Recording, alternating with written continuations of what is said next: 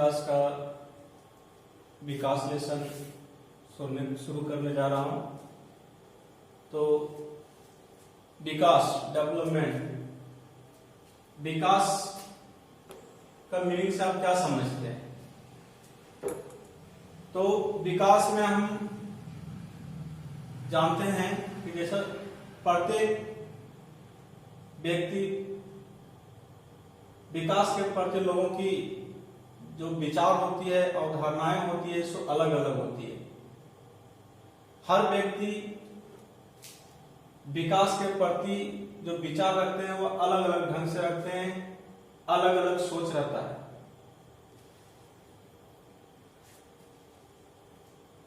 पहले विकास की विशेषताएं समझेंगे। विकास अथवा प्रगति की धारणा हमेशा हमारे साथ है।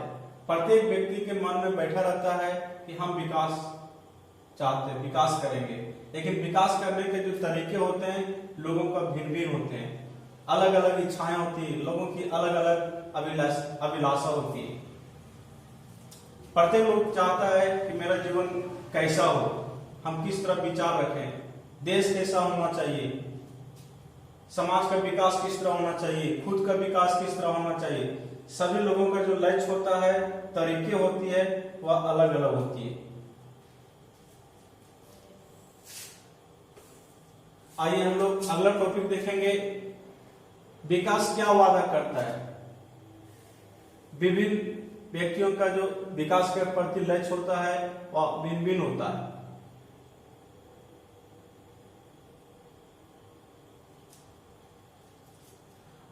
और लगभग सभी का जो विकास का जो लक्ष्य होता है लगभग अधूरा ही होता है। अभी इस तालिका के माध्यम से हम लोग समझेंगे कि देखिए विभिन्न श्रेणी के लोग विकास के प्रति लक्ष्य किस तरह अलग अलग होता है।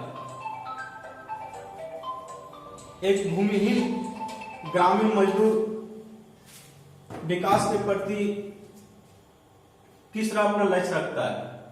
काम वह चाहता है कि हम अधिक से अधिक दिनों तक काम करें, बेहतर मजदूरी मिले।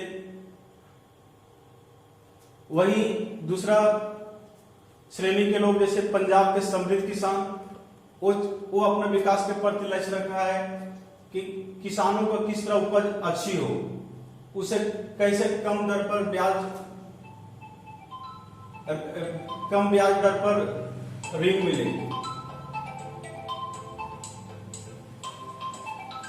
उस तरह आप लोग भी अगला श्रेणी में आप भी किसान जो खेती के लिए केवल वर्षा पर निर्भर है, वो क्या चाहता है? वही चाहता है कि वह समय समय पर वर्षा हो जाए, हमारे ऊपर मिनिमम हो जाए ताकि मैं अपने परिवार का पालन पोषण कर सके। वही शहरी बेरोजगार युवक चाहता है कि हमें नियमित रूप से रोजगार मिले। तो हम देखते हैं इस तालिका के माध्यम से हम लोग यह समझे कि विकास के प्रति जो लोगों की अवधारणाएं होती है वह अलग अलग होती है।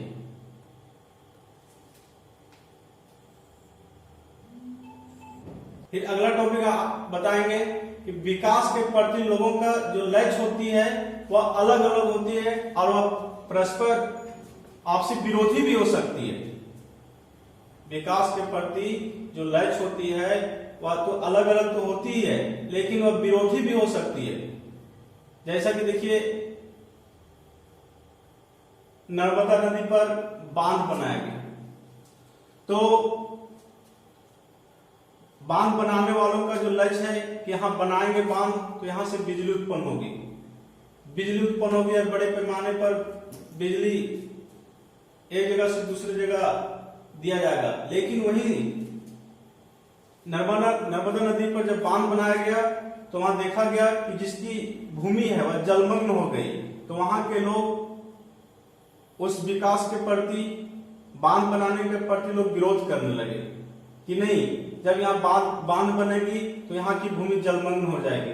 जलमग्न हो जाएगी तो हम खेती या कृषि कार्य नहीं कर पाएंगे, हम विकास नहीं कर पाएंगे। और इस तरह हम देखें कि दोनों में एक दूसरे से विरोध करने लगे, विरोधी हो गए। अगला टॉपिक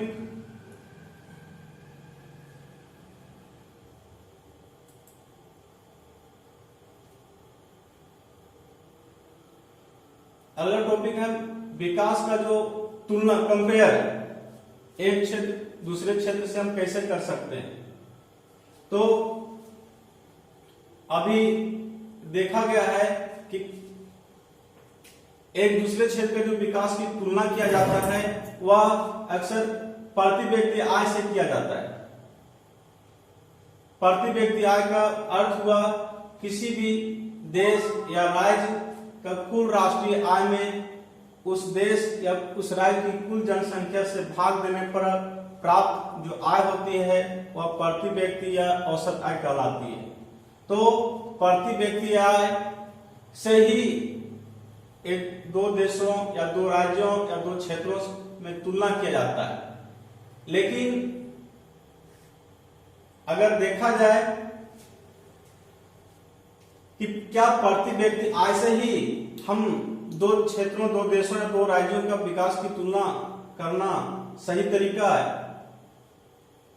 तो हम कह सकते हैं कि हम प्रति व्यक्ति आय से सिर्फ तुलना नहीं कर सकते हैं। प्रति व्यक्ति आय के साथ साथ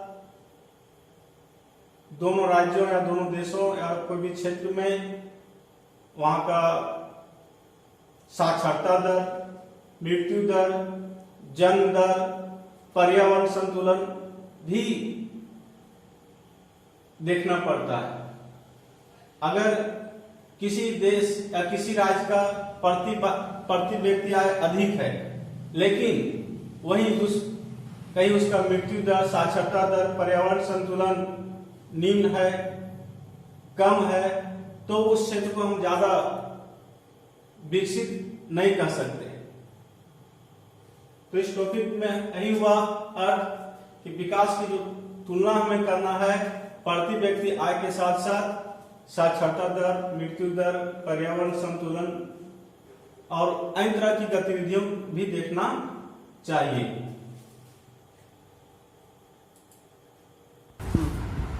अगला टॉपिक है विकास की धारणता।